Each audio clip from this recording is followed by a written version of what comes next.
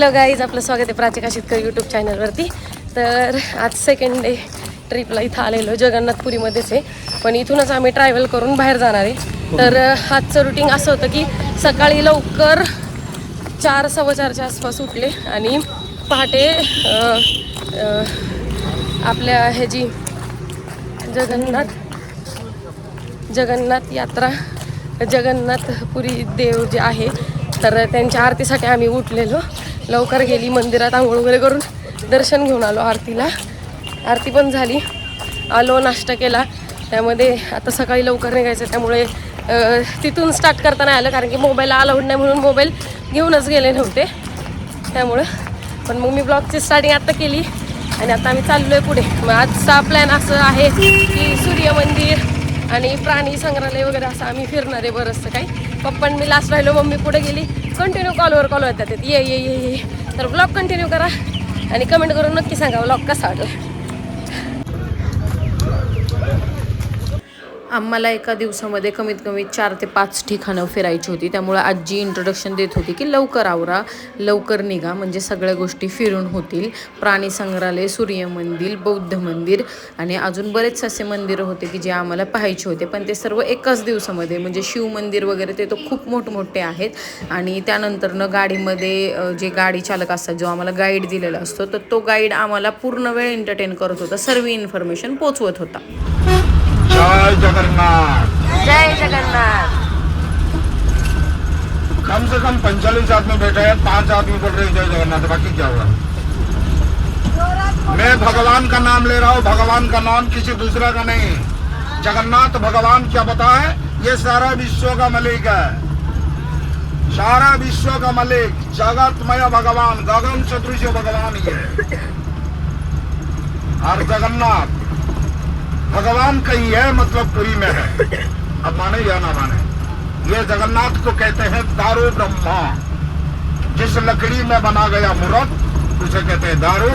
जगन्नाथ जी का अंदर रहा स्वयं अखंड ब्रह्म. जगन्नाथ कोई अवतार नहीं, अवतारी राम कृष्ण सब इनसे निकले हुए थे, सब इनसे लेने हुए हैं. ये जगन्नाथ जुगे जुगे.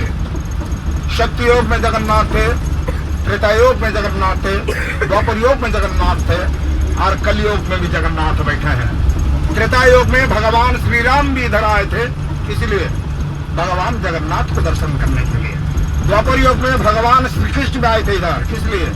जगन्नाथ भगवान को दर्शन करने के लिए. और आप लोग इधर आए किस लिए? वही भगवान जगन्नाथ को दर्शन करने के लिए. तो इनका नाम लेने में इतना दिक्कत क्यों? बुरा मत बनिएगा. एक बात याद आ गया,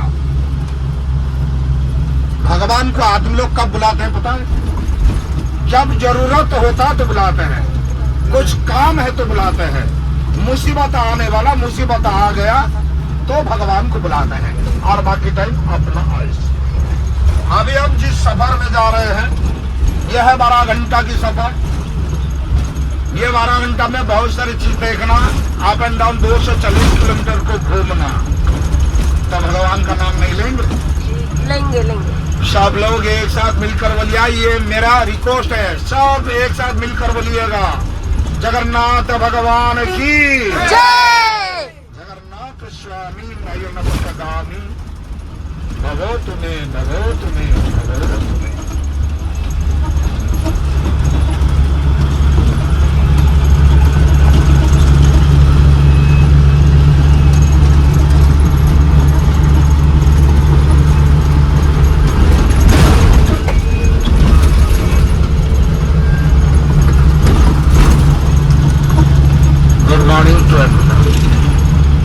welcome to my Orissa train. आजाद हिंदुस्तान की हर कोने से जो आए हैं तमाम मेहमानों को, यानी हिंदुस्तानियों को, हमारा उड़ीसा वासियों की तरफ से, उड़ीसा टूरिज्म डिपार्टमेंट की तरफ से, हमारा कंपनी की तरफ से, गाड़ी की स्टाफ की तरफ से, आप लोगों का टूरिस्ट गाइड, यानी मेरे तरफ से आप सब लोगों को नमस्कार. नमस्कार. आज आप लोग जिस सफर में जा रहे हैं, ये सफर का नाम golden triangle of Orissa. Golden triangle tour, यानी इसे कहते हैं स्वर्ण त्रिभुज सफर, और सफर का टाइम होता है 12 घंटा। ये 12 घंटा में आप लोगों को क्या देखना और 12 घंटा कैसे मिटेगा, इसी के बारे में जानकारी देने से पहले मैं मेरा स्टाफों के साथ परिचय करा देता हूँ। देखो, हमारा कंपनी का मना हुआ चुना हुआ कैलेंडर पायलट में रेस्पेक्टेड पर्सन मिस्टर दुखी श्याम नाम है, लेकिन हमारे ये लोकल में कहते हैं पूरी साई, जैसे शिरडी साई, सत्य साई, ये हमारा पूरी साई पायलट जी। और इनका असिस्टेंट मिस्टर गुग्गुना, जो गेट के पास खड़ा हुआ है, नाम है गुग्गू, जियो जियो गुग्गू। और मैं इस कंपनी का गाइड कमेटी का, मेरा नाम हरो महंती, HARA, हरो महंती। तो चलो अभी सफर के बारे में जानकारी, लेकिन ये जानकारी देने से पहले उड़ीसा टूरिज्म डिपार्टमेंट की तरफ से, आर्कोलॉजी सर्वे ऑफ इंडिया की तरफ से और या प्राइवेट कंपनी की तरफ से कुछ नियमावली, रूल रेगुलेशन जो कि हर गाड़ी में लागू होता है, और इसे आप लोगों को ध्यान से सुनना, कबूल करना जरूरी। यह कोई सुप्रीम कोर्ट हाई कोर्ट का नियम नहीं है, यह है उड़ीसा टूरिज्म का नियम। आप सब लोग ने उड़ीसा का टूरिस्ट, तो इसे मानना जरूरी। तो ध्यान से सुनिए, क्योंकि दोबारा नहीं बताएंगे, ध्यान से नहीं सुनोगे, हर समय हर जगह का पर दिक्कत मिलेगा, दिक्कत का अलावा कुछ नहीं मिलेगा, इसलिए ध्यान से सुनना जरूरी है। तो नियम नंबर 1, यह शरीर का किसी भी अंश यानी बदन का किसी भी हिस्सा खिड़की के बाहर मत रखिएगा, खास करके बच्चों के लिए ध्यान दीजिएगा। ऐसे ही हमारा गाड़ी में बच्चों को दिखाई नहीं दे रहा है, फिर भी अपना खुद के लिए ध्यान दीजिएगा। और लोग कभी कभी क्या करते हैं, नारियल, केला, संतरा, ये सब फ्रूट्स वगैरह खाने के बाद छिलका को बाहर फेंक देते हैं। गाड़ी चलने के समय किसी के ऊपर गिरेगा तो ये रामायण से महाभारत तक शुरू हो जाएगा। मेरा कहने का मतलब, जो भी फेंकने की चीज अपने पास में रखिए, गाड़ी जहां रुकेगी उतरने के बाद किसी भी डस्टबिन नहीं तो नाली में डाल सकता है। नंबर 2, ऑडियो वीडियो गाना फिल्म के लिए डिमांड मत कीजिएगा। नंबर 3, आप लोग जहां जाएंगे, जिस दर्शनीय स्थान के ऊपर जाएंगे, यानी जिस जगह के ऊपर आप लोग जाएंगे, वहां आप लोगों को ऐसे बहुत सारे गाड़ी मतलब गाड़ियों का मेला, जहां भी जाओ कहीं 40-50 तो कहीं 80-100 गाड़ी मिलेगी। और हमारा गाड़ी जहां भी रुकेगी, गाड़ी के आसपास कम से कम 30-35 गाड़ी, 50 गाड़ी देखने के लिए मिलेगी। उनमें से 2-4 गाड़ी देखने में हमारा गाड़ी का तरह एक जैसा, same model, same style, same colour, same नाम भी होगा, सिर्फ नंबर अलग अलग, तो गाड़ी ढूंढने में दिक्कत नहीं बल्कि बहुत दिक्कत होता है। और हमें ये देखने के लिए मिलता, ज्यादा से ज्यादा एजुकेटेड पढ़ा सुना आदमी यही गाड़ी सोचकर दूसरा गाड़ी में जाते हैं और कहते हैं सॉरी हमें पता नहीं था। ये सॉरी जैसे बोलना नहीं पड़ेगा। इसलिए गाड़ी के नाम और नंबर 12 घंटे तक याद रखना जरूरी। तो नोट कीजिएगा। गाड़ी के नाम गाड़ी के सामने बोर्ड के ऊपर दोनों तरफ साइड में और पीछे भी लिखा गया। क्या सामने बोर्ड के ऊपर लिखा गया श्री साई, दोनों तरफ साइड और पीछे लिखा गया अमान। तो ये गाड़ी की नाम है श्री साई अमान, श्री साई अमान, श्री साई अमान। गाड़ी की नंबर गाड़ी के सामने और पीछे भी लिखा गया 7772, यानी 777। OROD को सब छोड़िए, गाड़ी के नाम लिखिए श्री साई अमान, गाड़ी के नंबर लिखिए 7772। नंबर 4, आप लोग जहां जाएंगे, जिस दर्शनीय स्थान के पर जाएंगे, जिस जगह के पर आप लोग जाएंगे, उस दर्शनीय स्थान के लिए आर्कोलॉजी डिपार्टमेंट की तरफ से, उड़ीसा टूरिज्म डिपार्टमेंट की तरफ से कुछ टाइम फिक्स किया गया टाइम, और जहां जितना टाइम दिया जाएगा उसी समय के मुताबिक आप लोग दर्शन करके, यानी आप लोगों का काम खत्म करके आकर गड्डी में बैठ जाएंगे। अगर कहीं भी कोई साहिबान कोई साहिबा 2 मिनट से अगर 5 मिनट लेट करेंगे तो हम छोड़ के नहीं जाएंगे। दूसरा गाड़ी जो हमारा दिल्ली जो रेगुलर गाड़ी निकलती है उनमें से 4, 5, 10 एक साथ ग्रुप नहीं होता और लेट करने से मजबूर होकर छोड़ के चला जाते थे। लेकिन आप लोग का यह पर्सनल गाड़ी किसको छोड़ के जाएंगे? नहीं छोड़ेंगे। लेकिन आप लोगों का सफर में दिक्कत होगा, किसी भी स्पॉट माइनस हो जाएगा। और बहुत दूर से आप लोग आए इतना रुपया खर्च करके, अगर एक स्पॉट माइनस हो जाएगा तो बहुत बड़ा दिक्कत का बात है। तो बड़ा कब आएंगे ना देखोगे, यही प्रॉब्लम। इसलिए समय के पर ध्यान दीजिएगा। मेरा कहने का मतलब हर जगह का टाइम के पर ध्यान रखिए और टाइम को मेंटेन कीजिएगा। ये मेरा रिक्वेस्ट है। मैं टाइम के लिए आप उनको इसलिए क्यों समझाता हूँ, देखो आज हम लोग जिस सफर में जा रहे हैं यह 12 घंटे की सफर। सुबह 8 बजे गाड़ी निकली तो रात नंबर 1 चंद्रभागा होली रिवर, पवित्र नदी। चंद्रभागा ड्राई रिवर, सूखा नदी। एक नदी का नाम है चंद्रभागा और वहां के लोग ने कभी कभी मजाक में कहते हैं हत्तभागा। क्यों? चंद्रभागा के बारे में माइथोलॉजिकल बैकग्राउंड, पौराणिक मतवाद बताएंगे। Number 2 world famous Konark sun temple known as black pagoda, विश्वविख्यात कोणार्क सूर्य मंदिर। नंबर 3 धौलागिरी धवलगिरी धौली पहाड़। Number 4 Bhubaneswar Lingaraj temple. भुवनेश्वर आज बिन डिवाइडेड 2 पार्ट्स, 2 भाग में, नया पुराना। नया को उड़ीसा का राजधानी और पुराना को उड़ीसा का मंदिर में नगरी, temple city of Orissa. Bhubaneswar को यह भी कहा जाता एकाम्र कानन गुप्त काशी शैव क्षेत्र। क्यों? यह भुवनेश्वर आने से पहले आप लोग को भुवनेश्वर के बारे में जानकारी मिल जाएगा। वहाँ लिंगराज मंदिर, केदार गौरी, मुक्तेश्वर, शीलेश्वर सब देखने के बाद आप लोगों का अगला दर्शन स्थान यानी हमारा लास्ट प्रोग्राम उड़ीसा सरकार का चिड़ियाघर नंदन कानन नेचुरल जू प्राणी उद्यान। ये जो नंदन कानन यह है 3000 एकड़ जमीन का पर जंगल और ये जंगल का नाम है चंदोका। इस जंगल के अंदर घूमने के समय कहीं कोई खो जाएंगे तो जैसे भगवान श्री राम ने 14 साल की वनवास गए थे, यहाँ 14 साल नहीं होने से भी 14 घंटा जरूर हो जाता। इसलिए चिड़ियाघर के अंदर घूमने के समय डायग्राम के मुताबिक घूमना पड़ता। तो चिड़ियाघर आने से पहले आप लोगों को चिड़ियाघर के बारे में जानकारी मिल जाएगा। और ये चिड़ियाघर को देखने के बाद हम लोग सीधे वापस हो जाएंगे कहाँ? शंख क्षेत्र की तरफ। उड़ीसा में 4 क्षेत्र देखने के लिए मिलता। अभी आप लोग जा रहे हैं पद्म क्षेत्र कोणार्क सूर्य मंदिर, इसके बाद जाएंगे चक्र क्षेत्र भुवनेश्वर लिंगराज और चिड़ियाघर को देखने के बाद हम लोग सीधे वापस हो जाएंगे शंख क्षेत्र जगन्नाथ धाम पुरुषोत्तम नगरी पुरी के तरफ। और जगदा क्षेत्र पुरी से 200-250 किलोमीटर दूरी पे जाजपुर बिरोजा, लेकिन वहां नहीं जाएंगे। चिड़ियाघर देखने के बाद सीधे वापस हो जाएंगे शंख क्षेत्र जगन्नाथ धाम पुरी के तरफ। यह है आप लोगों का 12 घंटा की सफर।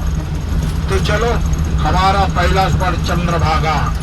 चंद्रभागा के बारे में पौराणिक मतवाद, ऐतिहासिक मतवाद, लोकल मतवाद, वैज्ञानिक मतवाद, बहुत सारे मतवाद है। तो हम शुरू कहां से करो? चंद्रभागा से तो करो, लेकिन पुराण इतिहास विज्ञान इस सब है। तो चलो आज मेरे ख्याल से पौराणिक मतवाद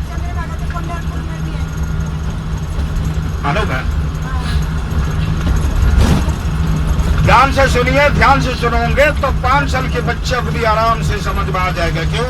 यह है सबसे मजेदार स्टोरी। और एक बात, यह स्टोरी बताने से पहले जो रूल रेगुलेशन के बारे में जानकारी दे रहा था, इनमें से जो मेन नियम अभी तक आप इनको नहीं बताया, मेन नियम के बारे में जानकारी, इसके बाद चंद्रभागा की मजेदार स्टोरी। और मेन नियम बताया आज दिन भर का खर्च, कहाँ कितना पैसा खर्च करना पड़ेगा, महाराज जी तो बताए होंगे। और आज दिन भर में 180 रुपया करके एक आदमी का खर्च होगा। कोणार्क में एंट्रीवेज और कोई संबंधित स्पॉट गाइड टिकट का वहाँ 60 रुपीज। कोणार्क के बाद धवलगिरी धौली पहाड़ वहाँ 40 रुपीज। और उड़ीसा सरकार।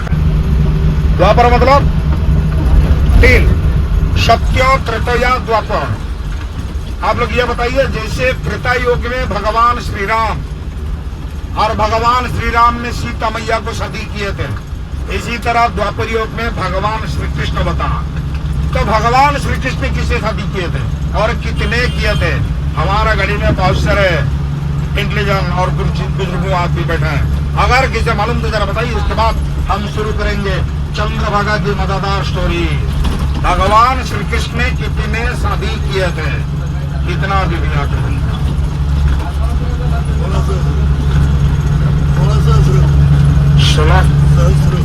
16 सहस्त्र। अच्छा रुपये। भगवान श्री कृष्ण ने कितने शादी किए थे, कितना विवाह थी उनका? बोलिए थोड़ा जल्दी, इसके बाद हम शुरू करेंगे चंद्रभागा की मजेदार स्टोरी।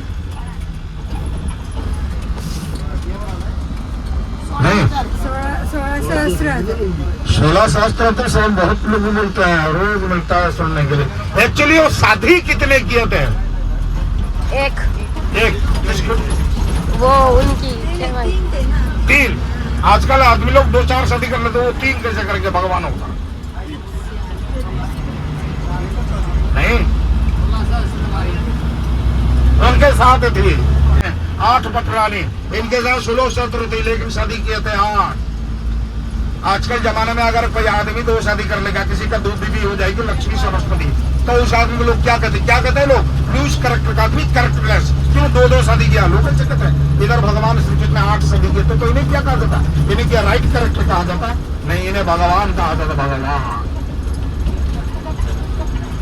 और बोलो भगवान के बारे में, आजकल जमाने में कोई आदमी थोड़ा सा शराब पी लेंगे, शराब, तो लोग क्या कहते हैं? डेजिग्नेशन हो जाता है शराबी, जो शराब पी रहा है। और हमारा पुरी में जो जगन्नाथ भगवान बैठा है, ये तो रोज रात को पीता है, वैसे ही करा झूठ नहीं। जगन्नाथ जी जो पीता है, उनका शराब का नाम है शुम रस, 1 टाइप ऑफ अल्कोहल। तंबाकू का पत्र में नारियल का पानी के ऊपर कपूर डालने से अल्कोहल फॉर्मेशन हो चुका है। अगर इसे कोई आदमी पिएंगे तो महीना पर सुन जाएंगे। इसे जगन्नाथ जी पीते, उन्हें क्या कहता था? उत्तम पुरुष यानी पुरुषोत्तम आदमी पीने से शराबी। लेकिन वो भगवान है, हम लोग इंसान, उनके बारे में इसे सोचना नहीं। फिर भी क्या करो, तो दिखाया रास्ता में हम चलते हैं ना। चलो टॉपिक बना दो, बहुत टाइम कम है। भगवान श्री कृष्ण ने 8 शादी किए थे, इनमें से 3 नंबर का रानी नाम है जम्बवती। रुक्मणी, सत्यभामा, जम्बवती, रेवती, निशा का हाथ है। ये जो जम्बवती रानी देखने में बहुत खूबसूरत है। जम्बवती जाम्बवान महाराज का बेटी। तो जाम्बवान महाराज कौन? जो कि त्रेता युग में राम रावण युद्ध चल रहा था, भगवान श्री राम में जो सहायता करते थे, वही जाम्बवान महाराज का बेटी जम्बवती को द्वापर युग में भगवान श्री कृष्ण शादी किए। कैसे? एक मणि के समंत को मणि करिए। जाम्बवान राजा के साथ युद्ध किए थे, जाम्बवान राजा को परास्त किए थे और जाम्बवती करने की शादी किए थे। जाम्बवती रानी की गर्भ से एक बेटा पैदा हुआ था, बेटा का नाम था शंभु। शंभु देखने में अत्यंत सुंदर थे, तो माँ सुंदर, बाप सुंदर, बेटा अत्यंत सुंदर। शंभु जब बड़ा हो गया, अपना खूबसूरत लेकर गर्व करने लगे, घमंडी रहने लगे, किसी को नहीं मानते थे। जो भी बड़ा बड़ा लोग आते थे भगवान को दर्शन करने के लिए, शंभु अगर उधर मौजूद रहते तो किसी को दर्शन करने नहीं देते, अपमानित कर भगाते थे। ऐसे एक दिन देवर्षि नारद में आए थे भगवान को दर्शन करने के लिए, लेकिन शंभु ने उन्हें दर्शन करने नहीं दिए, ऊपर से अपमानित करके भगा दिए। देवर्षि नारद अपमानित हो गया और वहां से चला गया। जाने से पहले शंभु को शाप दे दिया, बेटा जिस सौंदर्य लेकर ये पाप हर कर रहा है, तेरा सौंदर्य पूर्ण में नष्ट हो गया, तुझे देवर्षि हो जाए। तो हो गया उस दिन शंभु को पूर्ण का बीमारी। ऐसे कुछ दिन गुजर गया। कुछ दिन के बाद अपना पिताजी भगवान श्री कृष्ण आकर अपना बेटा को समझाने लगे, बेटा देवर्षि नारद होते द्वितीय ब्रह्मा, उनका मुंह से जो निकलता सदासत बोलता, इसे खंडन करने वाला कोई नहीं होता, ले भी नहीं। लेकिन तुम्हारे पास एक अपार एक रास्ता है, सीधे देवर्षि नारद के शरण में चला जा। देवर्षि नारद ही तुम्हें कुछ रास्ता दिलाएंगे। क्यों? देवर्षि नारद देवताओं का आयुर्वेदिक देवता। तो उसी दिन शंभु ने देवर्षि नारद के शरण में गए थे और देवर्षि नारद ने शंभु को यही उपदेश दिए थे। भारत का उत्तर और पूर्व कोनों में कोणार्क अवस्थित, कोणार्क के पास एक मैत्रता भवन है। यह मैत्रता भवन के पास एक नदी देखने के लिए मिलेगी, जिस नदी का नाम है चंद्रभागा। मैत्रता भवन में 12 साल सूर्य भगवान का उपासना करने से पूरी बीमारी अच्छा हो जाएगा। चंद्रभागा नदी में 12 साल तक नहाने से पूर्ण बीमारी अच्छा हो जाएगा। तो उसी दिन शंबा अपना बेडिंग लेकर आ गए कोणार्क। आकर मैत्रता भवन में 12 साल सूर्य भगवान का तपस्या किए थे। चंद्रभागा नदी में 12 साल तक नहाए थे।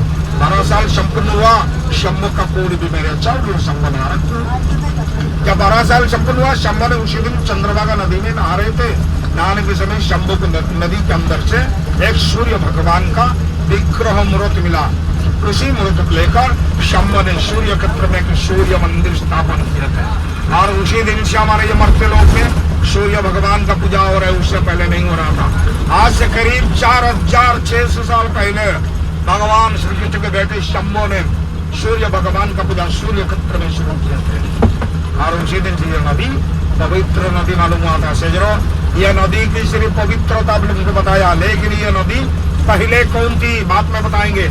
आप लोग मुझे यह बताइए, हमारे ये क्षेत्र में सूर्य भगवान का पूजा पहले शंभु ने शुरू किए थे, लेकिन शंभु से पहले भी सूर्य भगवान का पूजा और कौन किए थे?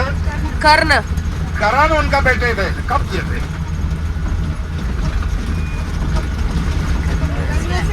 हाँ, उसका मम्मी की नाम बताओ। सही नाम है माता कुंती ने। छाया। छाया नहीं, सूर्य ना, सूर्य। छाया उनका पत्नी है। हाँ। सूर्य भगवान का पूजा कौन शुरू किए थे? माता कुंती ने। चलो लोकल बैकग्राउंड। चंद्रभागा का पहला नाम था चंद्रावती। चंद्रावती देखने में बहुत खूबसूरत थी और ये चंद्रावती सुमन्य ऋषि का कन्या थी। सुमन्य ऋषि चंद्रावती सूर्य क्षेत्र में रहते थे। सूर्य क्षेत्र में सूर्य भगवान का दिखा। चंद्रावती अपने खूबसूरत को लेकर गर्व कर रही थी। रात दिन कह करके हर रोज सूर्य क्षेत्र में घूम रही थी। हर दिन सूर्य भगवान को छेड़ती थी। ऐसे एक दिन सूर्य भगवान का नजर में आ गई। कामदेव का अस्त्र में घायल होकर सूर्य भगवान चंद्रावती को अपहरण किए थे। चंद्रावती अकलंकित हो गई।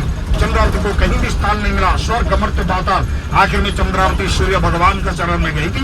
सूर्य भगवान ने चंद्रावती को ये उपदेश दिया था, चंद्रावती तो एक नदी के नाम से प्रवाहित होगा, तेरा नाम होगा चंद्रभागा नदी।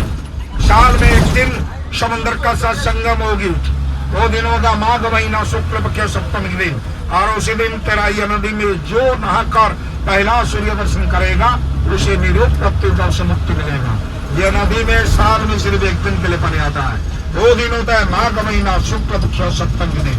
माघ महीना शुक्ल पक्ष पंचमी जाने के एक दिन के बाद इस नदी में अपने आप नीचे से मीठी पानी निकलता और उस दिन को छोड़ने के बाद यह नदी हर रोज हर दिन सूखा रहती है, सूखा।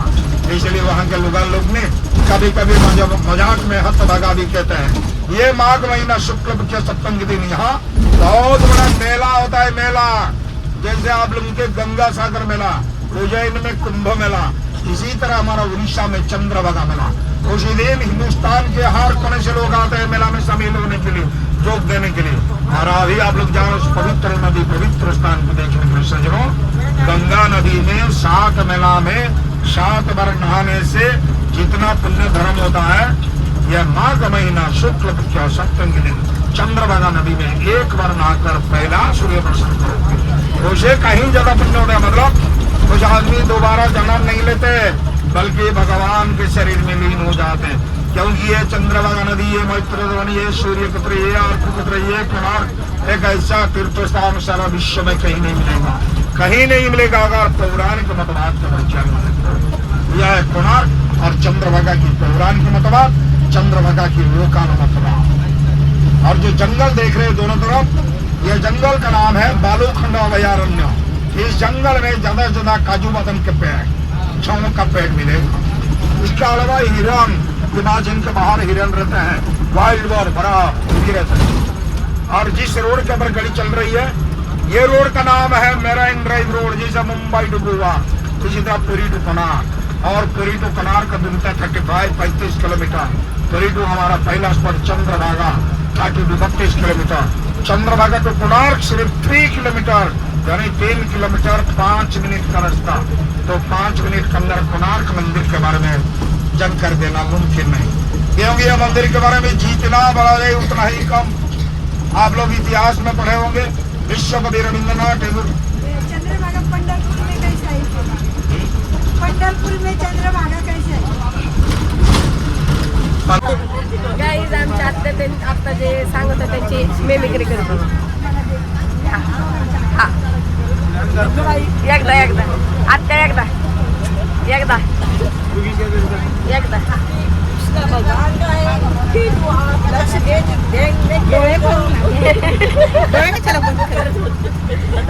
परत ए मम्मी गपला ग. हा नाही हा आत्या हा